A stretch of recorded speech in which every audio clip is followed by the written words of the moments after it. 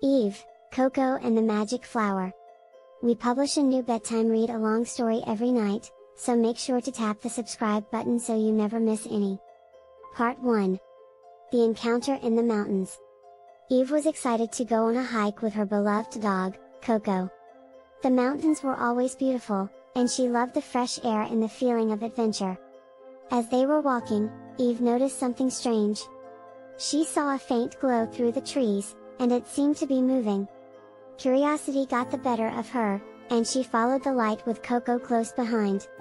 The glow became brighter as they approached a clearing in the woods. And there, flitting around the trees, was a small, glowing figure. Eve was astonished. She had never seen anything like it before. As she got closer, she realized that the figure was a fairy. She couldn't believe it. The fairy introduced herself as Candy, and she explained that she was the guardian of the forest. Candy said that she had been watching Eve and Coco and believed that they were the ones she had been waiting for. Eve was fascinated, and Coco wagged his tail excitedly. Candy told them that she had a mission for them. There was a special flower that grew deep in the heart of the forest. This flower had the power to heal anything, but it had been lost for many years. Candy believed that Eve and Coco were the ones who could find it. Eve felt honored and a little scared. She had never been on such an important mission before. But she knew that she couldn't let Candy down. She promised that she and Coco would do everything in their power to find the flower. Candy smiled and led the way into the forest. As they walked, Eve couldn't help but feel a sense of wonder. She had always loved the mountains, but now it felt like they were part of something magical. They had no idea what was in store for them, but they were excited to find out. Eve and Coco followed Candy into the unknown, ready for whatever adventure lay ahead. Part 2, The Quest for the Lost Flower. Eve, Coco, and Candy continued their journey deeper into the forest, searching for the lost flower. They crossed rivers, climbed mountains, and encountered all sorts of creatures along the way. As they walked, Candy explained that the flower they were searching for had the power to heal anything, from physical wounds to emotional pain. It was the most precious thing in the forest, and it had been lost for many years. Eve felt the weight of the responsibility on her shoulders, but she was determined to succeed. She knew that the flower could change everything, and she wanted to be the one to find it. As they hiked through the forest, they encountered a pack of wolves. The wolves snarled and bared their teeth, but Coco stood his ground, barking ferociously. The wolves backed down, and the trio continued their journey. Next, they came across a treacherous ravine that was impossible to cross. But Candy told them that there was a magical bridge that could appear if they believed in it strongly enough. With some hesitation, Eve took a leap of faith and stepped onto the invisible bridge, and it appeared beneath her feet, allowing them to cross the ravine safely. After days of traveling, they finally came to a clearing in the forest. In the center of the clearing was a small, beautiful flower that glowed with a soft light. Eve and Coco knew immediately that this was the lost flower they had been searching for. Part 3. The Battle with the Evil Queen. Eve, Coco, and Candy had finally found the lost flower they had been searching for. But as they reached out to pick the flower, they were confronted by the evil queen of the forest. The queen had heard about the flower's powers and wanted it for herself. The queen was a tall, dark figure with piercing eyes and a sinister smile. She was flanked by her minions, who were equally as menacing.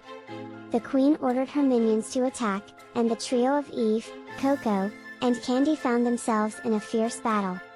Eve had never been in a fight before, but she knew that she had to protect the flower at all costs. Coco barked fiercely and lunged at the minions, and Candy used her magical powers to create a shield around them. Despite their efforts, the queen and her minions were too strong. Eve and her companions were outnumbered and outmatched. The queen cackled with glee, knowing that she would soon have the flower in her grasp. But then, something strange happened. Eve felt a warm sensation spreading through her body, and suddenly she was filled with a sense of confidence and determination. She remembered something her grandmother had once told her: believe in yourself and in the power of doing good, and anything is possible. With those words ringing in her head, Eve stood tall and called out to Coco and Candy. She urged them to believe in themselves and to fight with all their might. She reminded them of everything they had gone through together, and how they had always come out on top. With renewed strength, the trio fought back with everything they had. They dodged the minions' attacks, and Coco's barks became more ferocious than ever before. Candy's magic was stronger too, and she created powerful blasts that sent the minions flying. The Queen was taken aback by this sudden show of strength. She had never seen anyone stand up to her like this before. But Eve was determined. She knew that the flower had the power to heal anything, and she couldn't let the Queen have it. Finally, after what seemed like hours, the Queen was defeated. She slumped to the ground, defeated and powerless. Eve, Coco, and Candy stood over her, triumphant. With the Queen defeated, Eve and her companions were able to pick the flower and hold it in their hands. They felt its power coursing through them, and they knew that they had achieved something truly special. They had defeated the evil Queen and protected the most precious thing in the forest. They had completed their mission, and they knew that they were stronger together than they ever could be alone. Part 4, The Return Home. Having completed their mission, Eve, Coco, and Candy knew it was time to return home. They carefully cradled the flower and made their way down the mountain, the warm glow of victory still radiating within them. As they walked, Eve couldn't help but feel a sense of nostalgia.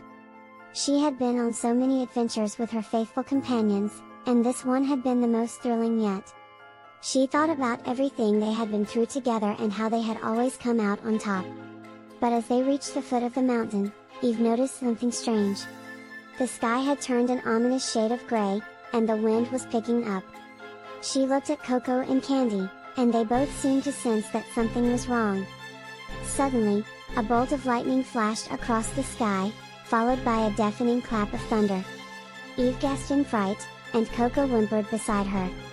Candy, however, seemed calm and collected. She told Eve and Coco to hold hands and focus on the flower. Eve didn't know what Candy meant, but she did as she was told. She clasped Coco's paw and closed her eyes, trying to block out the chaos around her. And then, something magical happened.